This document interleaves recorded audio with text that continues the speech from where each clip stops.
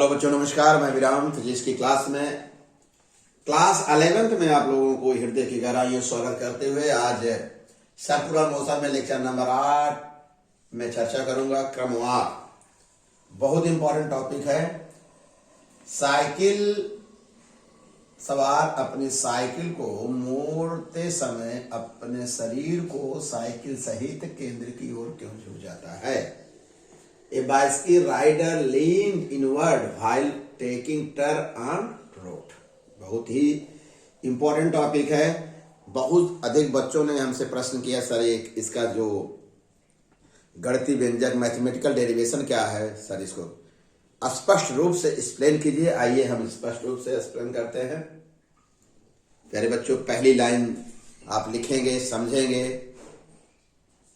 जब एक क्षैतिज सड़क पर कोई साइकिल सवार किसी वृत्ताकार मोड़ पर पहुंचता है और उस मोड़ पर साइकिल सहित मोड़ के केंद्र की ओर प्यारे बच्चों झुक जाते हैं। ऐसा करने से उसे आवश्यक अवकेंद्र बल प्राप्त हो जाता है। प्यारे बच्चों, सड़क और साइकिल के पहियों के बीच जो घर्षण बल की प्रतिक्रिया होती है वह साइकिल सवार को आवश्यक अवकेंद्र बल प्रदान करती है।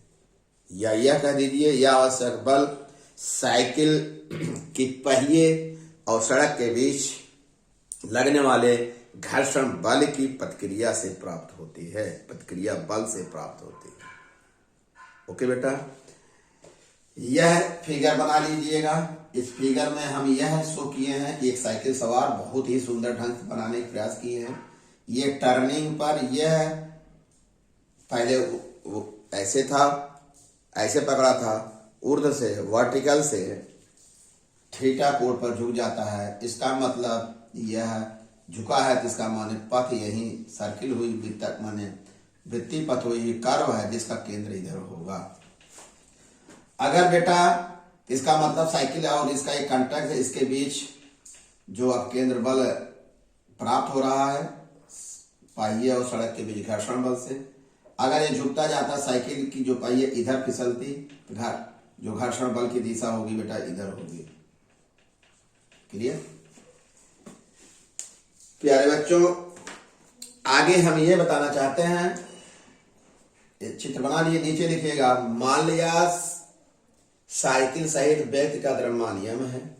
एक वृत्ताकार मोड़ जिसकी त्रिज्या r है, v वेग से, किस वेग से बेटा? v वेग से ऊर्ध्व से थीटा कोण पर मुड़ रहा है या झुक रहा है। ऊर्ध्व से कितने कोण से झुक रहा है बेटा? थीटा कोण से क्या किया? वो झुक गया। ऐसी दशा में, ऐसी स्थिति में जो घर्षण बल की कुल प्रतिक्रिया थी r ऊर्ध्व से थीटा कोण पर होगी। जो कुल प्रतिक्रिया r है जो घर्षण बल से प्राप्त हो रही है, ऊर्ध्व से कितने कोण पर होगी?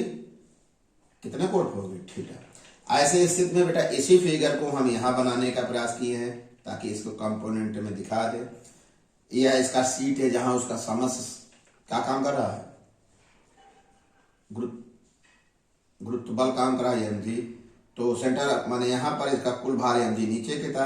यह जो कुल प्रतिक्रिया बल r है, इसको प्यारे बच्चों दो घटकों में हम बांट सकते हैं। जैसे यह थीटा होगा तो ये भी कोण थीटा होगा क्योंकि ये एकांतर कोण है, अल्टरनेट एंगल है, और फिर ये क्या? ये अपोजिट एंगल है। तो यह जो कुल प्रतिक्रिया r है उसको दो घटकों में बांट सकते हैं। बहुत सरल भाषा में हम आपको सिखा दिए कैसे। यही चीज हम चाहते तो जो यहाँ बनाए हैं, तो कुल प्रतिक्रिया यहाँ ऐसे कर देते हैं, इसको ऐसे कर देते। जब ये कोण थीटा तो ये भी कोण थीटा होगा। तो लेकिन इसी चीज को स्पष्ट करने के लिए, पहले साइकिल सवार इस चीज को स्पष्ट करने के लिए, क्लियर कट करने के लिए, ताकि कंसेप्ट आपको आसानी से समझ में आए, इस फिगर को यहाँ बना दिए हैं। इसके जो गुरुत्व केंद्र होगा जहाँ समस्त भार काम कर रहा है mg यहाँ, और अवलंब प्रतिक्रिया जो अवलंब प्रतिक्रिया नहीं टोटल प्रतिक्रिया r को हम दो घटकों में बांट सकते हैं। आर का क्षैतिज घटक बेटा क्या हो रहा है, देखो आर साइन थीटा, जो किस दिशा में घर्षण बल प्रदान करेगा, जो आवश्यक घर्षण बल होगा, और यही घर्षण बल आवश्यक अपकेंद्र बल प्रदान करेगा प्यारे बच्चों। अर्थात r sine theta equal to m v square by r होगा, जहां सब पता है आर साइकिल सहित व्यक्ति का द्रव्यमान है, वी वेग है, आर त्रिज्या है, और इस कुल प्रतिक्रिया जो आर है का ऊर्ध्व घटक माने वर्टिकल कंपोनेंट साइकिल सहित व्यक्ति के भार को संतुलित करेगा।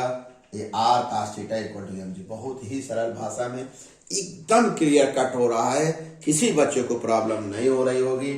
अब प्यारे बच्चों, इन दोनों समीकरणों की सहायता से हम व्यक्त ऊर्ध्व से कितने कोण पर झुका है आसानी से निकाल सकते हैं। इसके लिए क्या लिखोगे प्यारे बच्चों, समीकरण 1 में 2 का भाग देने से ये रिजल्ट आ जाएगा, यम से यम काट दो, अर्थात tan theta equal to V square upon R जी।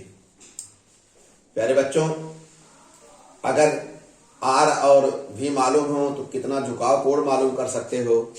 अगर मोड़ की त्रिज्या तो लगभग निश्चित होती है, आर के निश्चित होने पर आर अगर निश्चित हो जाएगा, समीकरण 3 में आर निश्चित, ये भी कांस्टेंट, इसका मतलब हो जाएगा वी स्क्वायर समानुपाती tan थीटा, अर्थात थीटा के बढ़ने झुकाव कोण बढ़ने से वी बढ़ेगा, या वी के बढ़ने से झुकाव कोण बढ़ेगा।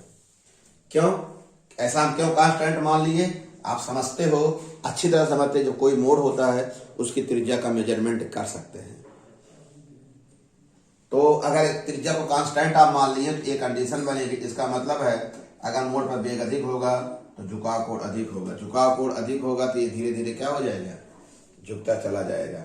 आइए प्यारे बच्चों, ये एक अच्छा सा डेरिवेशन आपको मिल गया, कहीं प्रॉब्लम आपको नहीं होगी। बहुत ही सरल भाषा में आपके समझ सुंदर नोट्स भी बना सकते हैं, और न्यूमेरिकल के लिए बहुत इंपॉर्टेंट है, कंपटीशन के लिए बहुत एक बहुत अच्छा टॉपिक। यहाँ एक पॉइंट बना लीजिएगा, बल्कि हेडिंग बना लीजिए, अधिकतम सुरक्षित चाल, मतलब व्यक्ति साइकिल सवार फिसले ना, उसकी साइकिल फिसले ना। तो ऐसी स्थिति में आपको पता है अधिकतम सुरक्षित चाल में जो अपकेंद्र बल है वह सीमांत घर्षण बल के बराबर, माने अधिकतम घर्षण बल के क्या होना चाहिए, बराबर होना चाहिए। वैसे आमतौर पर साइकिल सवार सुरक्षित मोड़ से निकल जाए तो उसके लिए क्या जरूरी है, अपकेंद्र बल का मान घर्षण बल से कम ही होना चाहिए। अपकेंद्र बल का मान कम होगा किससे, घर्षण बल से, लेकिन अधिकतम के लिए सीमांत घर्षण बल के बराबर होगा प्यारे बच्चों आपको, अर्थात यम वी मैक्स बटे आर, जब माने अधिकतम चाल का हम व्यंजक निकाल रहे हैं, यह सीमांत घर्षण बल है, यह बराबर होगा आपको पता है म्यूएस आर, ये बराबर होता है एम जी के। अरे फ्रिक्शन में पढ़े बेटा, ये आर हो जाएगा और ये किसके बराबर हो जाएगा, एम जी, यहां से निकाले हैं तो सीधा ये हो जाएगा म्यू एस एम जी हो जाएगा, अर्थात एम से एम कैंसिल आउट कर दे, अधिकतम चाल ये निकल गई। माने अगर इस गणितीय व्यंजक से अगर निकाला जाए तो हर मोड़ पे ये चाल मालूम है, त्रिज्या निश्चित, ये निश्चित, घर्षण गुणांक भी सड़क और पहिए के बीच निश्चित होगा बाय कैलकुलेशन। तो उस मोड़ पर कितने मोड़ से मिले, अगर इस स्पीड से मुड़ेंगे तो निश्चित रूप से बिना फिसले निकल जाएंगे। ये कंडीशन बहुत अच्छी है।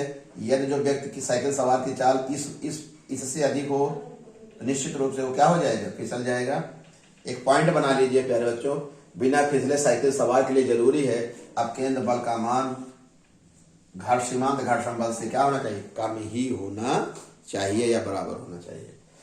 तो अपकेंद्र बल का मान कैसे कम होगा, निश्चित रूप से अपकेंद्र बल का मान कम होने के लिए मोड़ पर उसका वेग कम हो जाए तब अपकेंद्र बल का मान कम हो जाए। क्यों, ऐसे कर लो बेटा समझने के लिए, अपकेंद्र बल का मान तभी कम होगा, द्रव्यमान तो निश्चित रहेगा, उसका जब वेग कम हो जाए और त्रिज्या बड़ी हो जाए। इसीलिए साइकिल सवार जब मोड़ पर जाता है या तो अपनी साइकिल की स्पीड को कम कर लेता है या बड़े पथ का अनुसरण करता है, ये तरीका है। इसीलिए जब आप साइकिल प्यारे बच्चे जो मोड़ते हो तो ऐसा अनुभव किए हो, झुकते तो हो जरूर, झुकना तो तय है थीटा बराबर, तो लेकिन आप मोड़ पे क्या होते हैं, या तो अपनी साइकिल की स्पीड, बाइक की स्पीड जो भी हो कम कर लेते हो, दूसरा काम और करते हो। अगर स्पीड नहीं कम कर रहे हो, स्पीड तो कम करते हो, और मोड़ पर बड़े पथ है माने बड़ी त्रिज्या में आप क्या करते हैं, घूमने का क्या करते हैं, प्रयास करते हैं। यहाँ तक आपको अच्छी तरह से हम सिखा दिए। समीकरण 3 से एक और कंडीशन, बहुत सुंदर कंडीशन बताएंगे, जो कि कंपटीशन के लिए प्यारे बच्चों बहुत बहुत इंपॉर्टेंट है। कैसे है जरा सीखिएगा। समीकरण 3 से हम ऐसा कर सकते हैं। पहली कंडीशन, अगर थीटा बराबर 0 कर दें तो इसका मतलब क्या हो, व्यक्ति झुका ही नहीं, मोड़ पर क्या नहीं है, झुका ही नहीं। तो उस समय मोड़ पर उसकी चाल मिनिमम होगी। मिनिमम चाल किसके बराबर होगी, 0 के बराबर होगी, क्योंकि tan 0 का मान क्या होता है, 0 होता है। अर्थात मोड़ पर मतलब ये तभी संभव है अगर आप बिना मुड़े जब चले ही ना, अर्थात ये हो गया। और अधिकतम के लिए क्या होगा, थीटा बराबर 45 होना चाहिए, क्योंकि थीटा बराबर 45 पर ये 1 हो जाएगा। अधिकतम चाल हो जाएगी RG, अंडर रूट क्या हो जाएगा बेटा, RG। कौन चाल, अधिकतम चाल। आपके दिमाग में एक प्रश्न फिर उठने लगा होगा, क्योंकि कहें सर यहाँ पे थीटा 45, जबकि थीटा बराबर 60 पर tan 60 का मान कितना हो रहा है, √3, और tan 45 का मान 1 हो रहा है। tan 45 का मान बेटा 1 होगा, लेकिन इसका मान होगा √3, 1.73 ना। कहेंगे सर थीटा बराबर 45 पर अधिकतम ही क्यों कर लीजिए, क्योंकि प्यारे बच्चों अगर √RG √3 रखोगे ना, √3 का मान वर्गमूल निकालोगे, अर्थात इसका वर्गमूल निकालोगे, निश्चित रूप से देखो समझ आ गया नहीं, देखो अगर हम tan 60 पे साइकिल सवार झुका देते, ठीक है, ये तो वैल्यू 1 से बड़ी आई, ये भी 1 थी, ये भी 1 से बड़ी आई, लेकिन जब अंडर रूट में करोगे RG tan 60 का मान √3, 732 करोगे, जब इसका वर्गमूल निकालोगे तो 1 से छोटा आएगा, तब तो चाल अधिकतम होगी नहीं।